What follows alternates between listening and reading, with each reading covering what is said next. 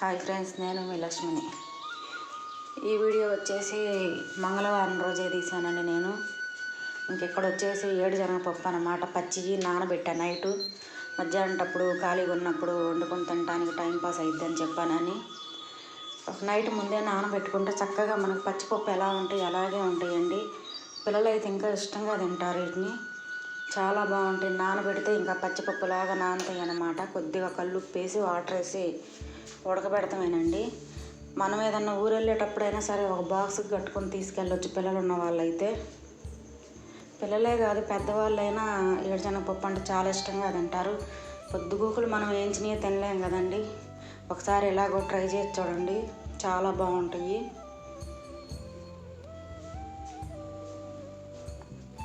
ఇంకెక్కడ వచ్చేసి ఇంకా అవి ఉడకబెట్టి తిన్నామండి.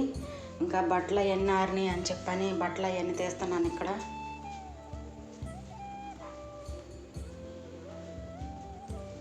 ఈరోజు వచ్చి నాకు బట్టలు చాలా ఎక్కువ పడ్డాయి అన్నమాట. ఇంకా బట్టలు అవన్నీ తీసేసి ఇంకా నీళ్ళు పొయ్యి మీద వేసాను. నీళ్ళు కాగుతూ ఉంటే ఇంకా పనులన్నీ చేసుకునేటప్పుడు కానీ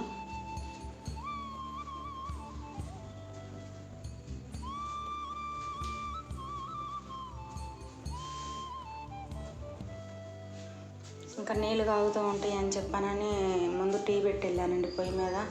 ఇంకా టీ కూడా కాగినాయి.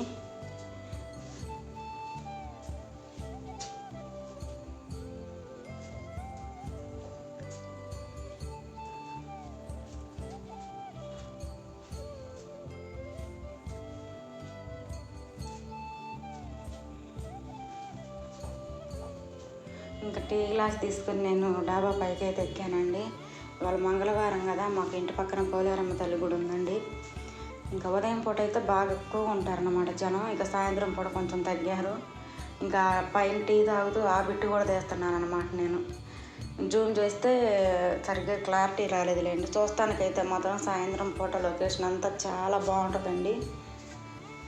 ఎందుకంటే పచ్చని పొలాలు, అంతా ప్రశాంతంగా ఉంటుంది అన్నమాట ఈ వాతావరణం మొత్తం.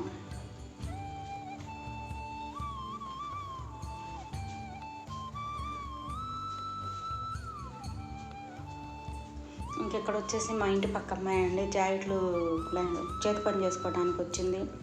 చాలా బాగా కుట్టిద్దండి జాకెట్లు. ఇంకా అవి కూడా మీతో షేర్ చేద్దామని చెప్పాను. అవి కూడా వీడియో తీశాను నేను.